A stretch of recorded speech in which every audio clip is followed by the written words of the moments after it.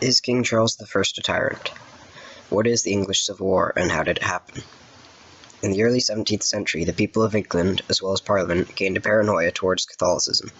It did not help when the King of England at the time, King Charles I, introduced a new prayer book for England and Scotland, which led people to believe he was a Catholic himself.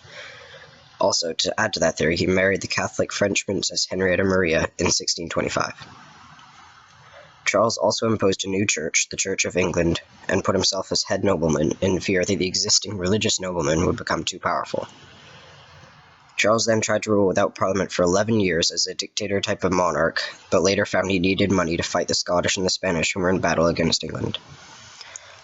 Parliament immediately passed a law before they helped him, stating that he could not dissolve Parliament without their consent. In 1642, Charles attempted to arrest Parliament's lead officers, but they had been warned previously and had left Parliament. This caused a civil war against the king. The city of London mostly agreed with Parliament against the king, and Charles fled London in fear for his own safety. Both sides prepared for the imminent conflict.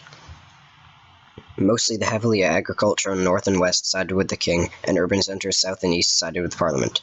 Of course, there were pockets of resistance on both sides.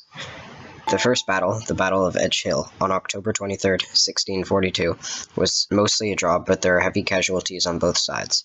From that point on, the king was mostly victorious, with the exception of the Battle of Marston Moor on July 2, 1644. This was until the people and Parliament reorganized under Oliver Cromwell's command. Cromwell was one of the heads of Parliament.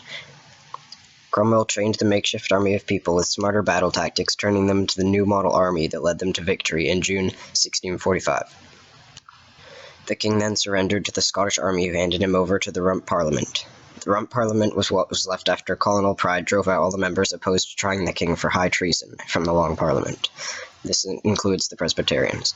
This only left the Puritans. He was then charged with high treason by the Rump Parliament and publicly executed.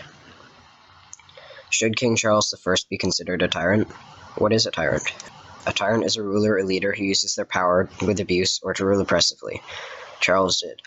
Charles tried to use his power to leave him as the only source of rule over England, as well as using it for his own personal benefits, like profit from ship taxes, which he used to fuel his wars with Spain and Scotland after he disbanded Parliament. He also repossessed land for his own needs. The fact that Charles tried to use his power to dissolve Parliament so that he could rule oppressively and unmatched makes him a tyrant. If it had not been for the resistance against him, England would have become a dictatorship instead of a monarchy. To use power for unlawful purposes like attempted arrests with false charges against the leaders of Parliament like Charles did definitely makes him a tyrant. Created using Powtoon.